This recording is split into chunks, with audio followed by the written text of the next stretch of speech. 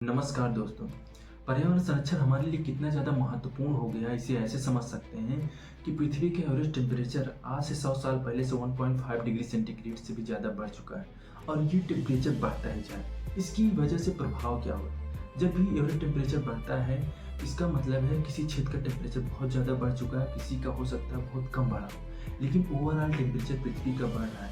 इसकी वजह से जितने भी हमारे ग्लेशियर्स हैं धीरे-धीरे पिघल और हम लोग जिस तरह से डिफॉरेस्टेशन कर रहे हैं, जिस तरह से पृथ्वी का दोहन कर रहे हैं, जिस तरह से कि खनिज संपदाओं को पृथ्वी के अंदर से निकाल रहे हैं, वो जल्द ही दूर आएगा जब पृथ्वी एक विनाश की ओर होगी और हम लोग अकाल, सुनामी, बाढ़, भूकंप से त्रस्त होकर हम फिर वही पुरानी विचारधाराओं में जाएंगे जो आज से 500 साल पहले था।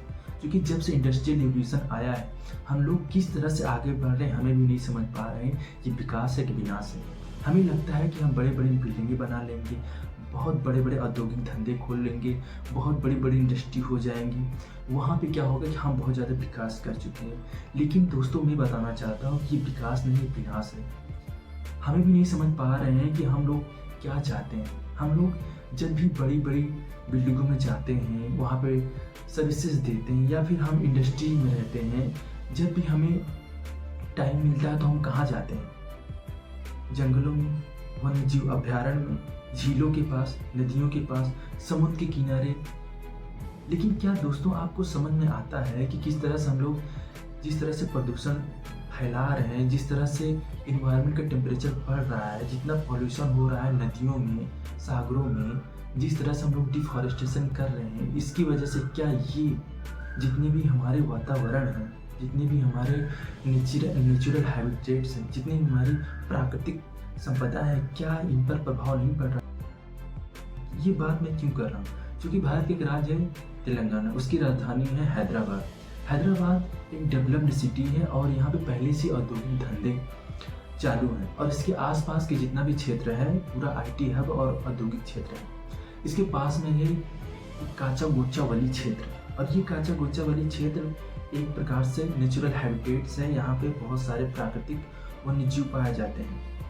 यहाँ एक यूनिवर्सिटी है जिसे हम कहते हैं हैदराबाद सेंट्रल यूनिवर्सिटी और इसी यूनिवर्सिटी के छात्र अभी इस समय प्रदर्शन कर रहे हैं। क्यों प्रदर्शन कर रहे हैं? क्योंकि इस समय हैदराबाद की जो सरकार है या कह सकते हैं तेलंगाना की जो सरकार, रेवंत रेड्डी की सरकार, वो उस फॉरेस्ट को काट रही है। और किस लिए काट रही है? क्योंकि वहाँ पे औद्योगिक धंधा खोलना चाहती है, क्योंकि वहाँ पे आईटी हब बनाना चाहती है, वहाँ पे विकास कार्य करना चाहती है। उनका कहना है कि यहाँ पे आईटी हब बनेगा तो लगभग डायरेक्ट इनडायरेक्ट लगभग 5 लाख लोगों को रोजगार मिलेगा, जिससे क्या होगी, बेरोजगारी दूर होगी।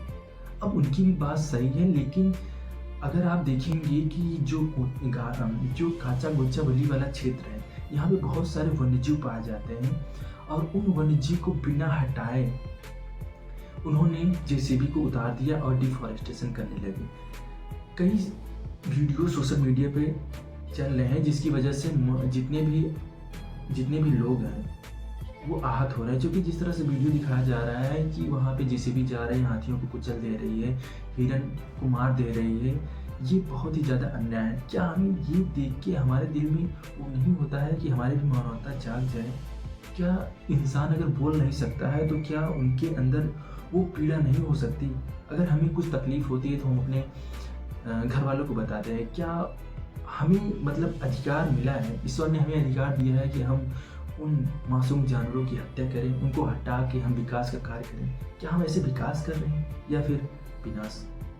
अगर आज ये सोचिए कि पूरे वर्ल्ड में यूनाइटेड नेशन ने जो कहा है लगभग 33% जंगल होना चाहिए, भारत में 24% जंगल है। 32,87,000 वर्ग किलोमीटर का जो क्षेत्रफल है भारत में, लगभग 24% के आसपास यहाँ पे जंगल है। और तेलंगाना में बता दें कि लगभग 40% यहाँ की जितनी भी पॉपुलेशन है उसका लगभग 40% यहाँ पे कृषि क्षेत्र है। 24-25% के आसपास फॉरेस्ट है और लगभग 25% के आसपास औद्योगिक क्षेत्र या फिर शहरीकरण है। अब ये सोचिए कि जितने भी हम लोग फॉरेस्ट को काटते जा रहे हैं, अगर हम ऐसे धीरे धीरे पूरे फॉरेस्ट को काट देंगे, क्या लगता है कि हम पृथ्वी पर सर्वाइव कर पाएंगे?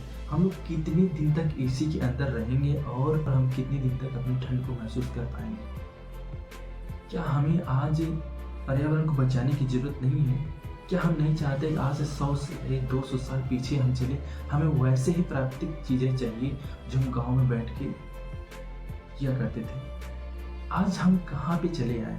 मैं इसकी इसलिए बता रहा हूँ क्योंकि पृथ्वी पे जिस तरह से ये कांचा-कूचा वाली की बात नहीं है। अभी अगले साल की बात है जब अंडमान निकोबार में वहाँ पे पोर्ट बनाने के लिए लगभग अंडमान निकोबार में लगभग कई देर तक ज़मीनों को वहाँ पे काट दिया गया है।